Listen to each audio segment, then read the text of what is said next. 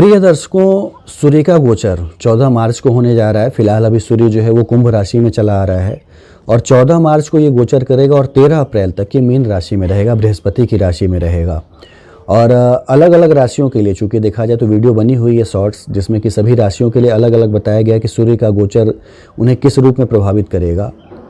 लेकिन ये वीडियो मुख्य रूप से उन राशियों के लिए है जिनके लिए कि सूर्य जो है वो गोचर करने के बाद बहुत ही अच्छे फल नहीं दे पाएगा। यानी उनको निश्चित रूप से थोड़ा सतर्क रहना होगा, थोड़ा अपने कार्य करने को ले लें, समाज में रिकॉग्निशन को ले लें।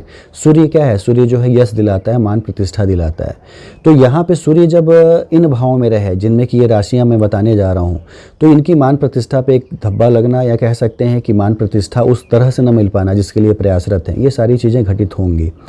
और ग्रहों के गोचर का निश्चित रूप से आपके आर्थिक मानसिक स्थिति पे, फाइनेंशियल कंडीशन पे, सामाजिक स्थिति पे प्रभाव पड़ता है। तो निश्चित रूप से ये राशियाँ प्रभावित जरूर होंगी, खासतौर से मार्च 14 से लेकर और 13 अप्रैल के बीच में। तो आइए देखते हैं कि कौन सी वो 5 राशियां हैं जो कि सूर्य के इस गोचर से थोड़ा उनका जो यश है वो प्रभावित हो सकता है, या कह सकते हैं कि उन्हें उस लेवल पे यश न मिले, फेम न मिले, या कुछ वो पुरस्कृत होने वाले थे, कहीं से कोई उन्हें रिवार्ड मिलने वाला था, तो उसमें कुछ ना कुछ जो है एक संशय बना रहेगा, या कह सकते हैं कुछ उसमें डिले हो सकता है, या चीज़ें न भी मिलें।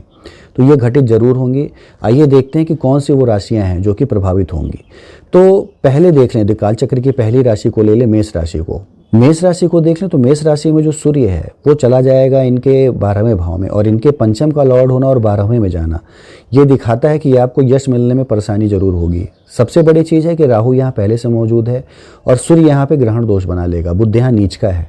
तो पंचम भाव का 12th हाउस में चला जाना यानी असफलताएं मिलने की संभावना जो है वो प्रबल होना।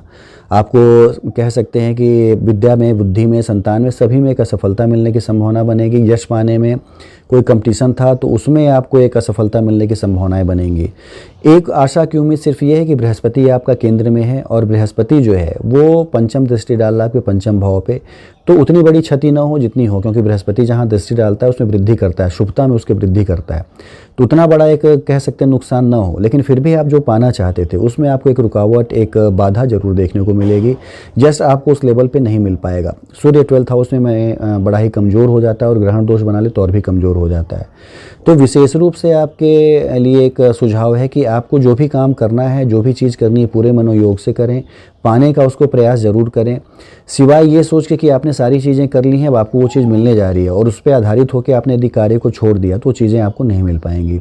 कठिन मेहनत करें, बृहस्पति तभी आपके लिए शुभ फलदायी हो पाएगा यहाँ पे, क्योंकि आपके पंचम का लॉर्ड जो है वो चूँकि 12th में गया है, तो बृहस्पति तभी शुभ फल दे पाएगा जब आप पूरे कर्म करते हैं। तो कर्म जरूर करिए, लगे रहिए, निरंतर अभ्यास करिए, तो चीज़ें जरूर मिलेंगी। हालांकि थोड़ी संभावनाएं कमज़ोर हैं यहाँ पे, कह सकते हैं मेष राशि के लिए।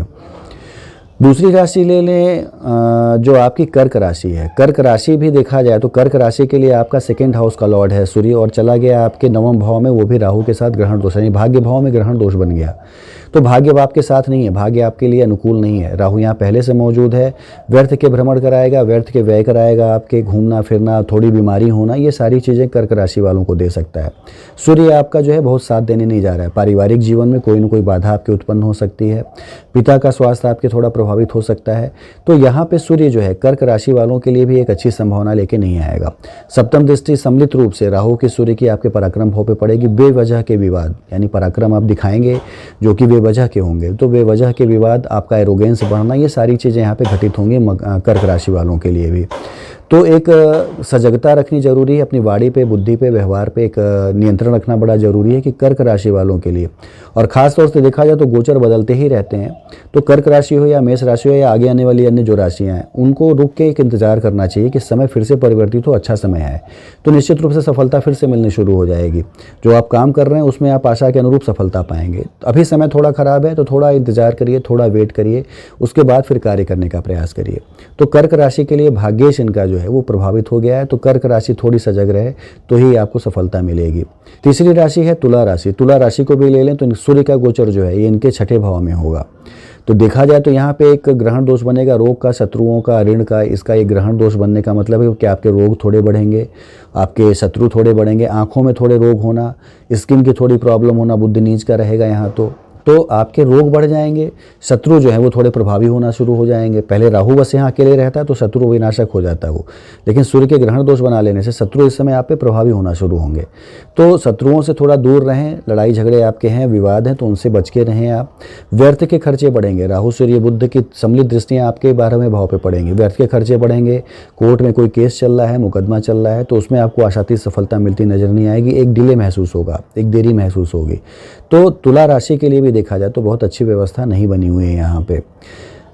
चौथी राशि है वृश्चिक राशि। वृश्चिक राशि के लिए सूर्य का जो गोचर है, खासतौर से वृश्चिक राशि के स्टूडेंट्स और वृश्चिक राशि की वो महिलाएं जो कि प्रेग्नेंट हैं वो बहुत ही ज़्यादा प्रभावित होंगी या दुष्प्रभावित होंगी कह सकते हैं। पंचम भाव जो होता है विद्या बुद्धि संतान का होता है। राहु जब पंचम में आ जाए तो वैसे ही ये बाधाजनक आपकी पढ़ाई कराता है, यानी आपकी पढ़ाई में कहीं ना कहीं से रोक आते रहते हैं, या तो आप अच्छे नंबर नहीं पा पाते हैं, या तो आप अपने कोर्स बदलते रहते हैं, या तो अपने आप स्कूल बदलते रहते हैं। तो राहु पंचम में रहता है तो यही कराता है। अब सूर्य भी यहाँ आ गया, ग्रहण दोष बना लिया इसने, बुध भी यहाँ नीच का बैठा हुआ है, तो मान के चलिए कि पंचम भाव दुष्प्रभावित हुआ।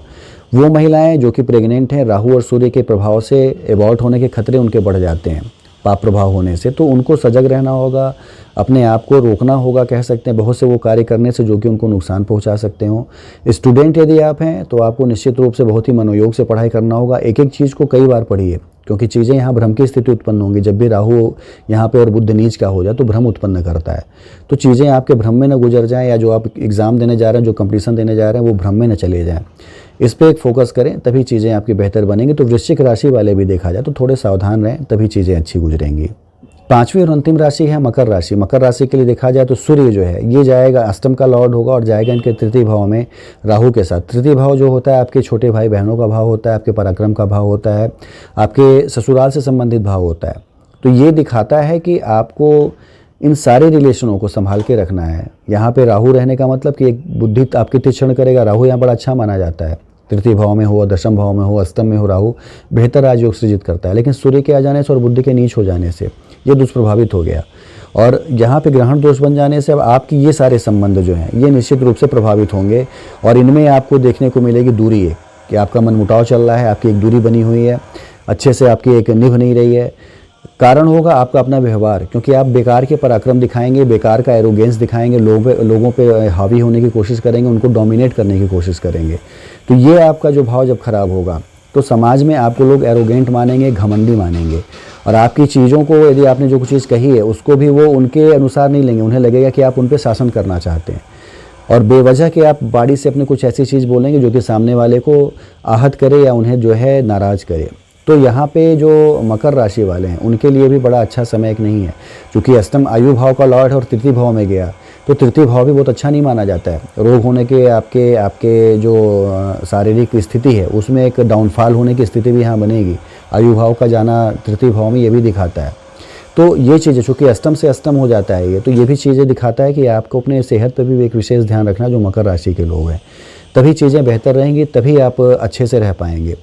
इन सारी चीज़ों का एक उपाय है कि आप सूर्य को जितना प्रसन्न कर सकें, सूर्य जितना प्रसन्न होगा आपका फेम उतना बढ़ेगा, आपको समाज में नाम मिलेगा, कार्य आपके सफलतापूर्वक संपन्न होंगे। सूर्य चूँकि राजकीय ग्रह है कहते हैं, तो शासन से सहयोग, यदि सूर्य मजबूत है तो शासन से सहयोग मिलना, आपकी नौकरी में उन्नति होना, प्रमोशन मिलना, नए जगहों पर अपॉइंटमेंट होना, ये सारी चीज़ें सूर्य कराता है।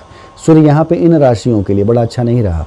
तो सूर्य का जो तांत्रिक मंत्र है ओम घृढ़ि सूर्याय नमः, उसका पाठ जरूर करना चाहिए इस समय में, और हमेशा करें तो बहुत अच्छा है। सूर्य को जितना आप मजबूत करेंगे पूरा जीवन आपका बड़ा ही अच्छा नाम और फेम के साथ गुजरेगा। लेकिन फिलहाल अभी जो स्थिति बनी हुई है उसमें सूर्य को मजबूत करना इन 5 राशि वालों के लिए निहायत ही आवश्यक है। तो ओम घृढ़ि सूर्याय नमः का जाप करें, सुबह सूर्य को अर्घ दें, थोड़ी रोरी और चंदन डाल के कह सकते हैं, अक्षत डाल के, तो ही चीज़ें आपके लिए बेहतर गुजरेंगी। और जो गोचर है 14 मार्च से 13 अप्रैल का सूर्य का, इन 5 राशि वालों के लिए बहुत ज़्यादा दुष्प्रभाव नहीं दिखाएगा, या उसके जो दुष्प्रभाव हैं उसमें आपको एक कमी देखने को मिलेगी। तो ये 5 राशियाँ बहुत अच्छी नहीं हैं, इस पर एक विशेष फोकस करें। इस 5 राशि के लोग यदि ये वीडियो देख रहे हैं तो मान के चलिए कि उनके लिए एक सजग होने का, सतर्क होने का समय है, और नियमों को पालन करने का समय है। तो नियमों को पालन करिए और सफलता के पथ पे अग्रसर। कामनाएं हैं मेरी आपके साथ कि आपका जीवन जो है सफलता के पथ पे अग्रसर रहे। इतनी चीज़ें थी, बाकी आपके अपने सवाल हैं तो नीचे यदि नंबरों पे आप पूछ सकते हैं। एक अपॉइंटमेंट लेके सारी चीज़ें आपको विस्तार से समझा के बता दी जाएंगी। धन्यवाद।